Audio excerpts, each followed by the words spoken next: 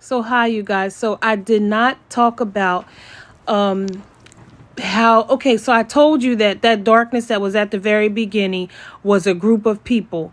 Okay, now you guys have to listen to this.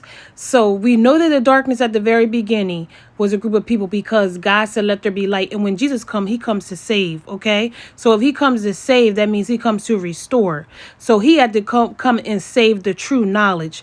So you know where we see this darkness at? We see it in Eve, because once she started receiving this knowledge from Satan, because Satan is like, girl, let me tell you this. Yeah, if you know what I mean, God know when you eat that fruit, you gonna be like him, you gonna be like God, you gonna be knowing good and evil, and da da da da da. And she go back to her husband, she like, yeah, baby, like, take this knowledge in. And so both of their eyes were open. And didn't I tell you that that darkness was at the very beginning?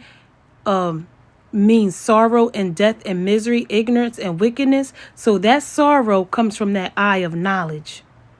You hear me? And Adam and Eve's eyes both were open. That word eyes in the Hebrew means knowledge. Y'all got to understand it means knowledge. When you start doing your own thing and don't want to listen to God, there's going to be a great cry and a great pain. Y'all know how, like, when y'all want to do something right but y'all do wrong, you're like, oh my gosh, why did I do that? Because you know that there's going to be repercussions for what you did. The same thing with Adam and Eve. And then once their eyes was open, then they started trying to hide their sin, try to cover up the private things, not their private areas, but the hidden things of the heart.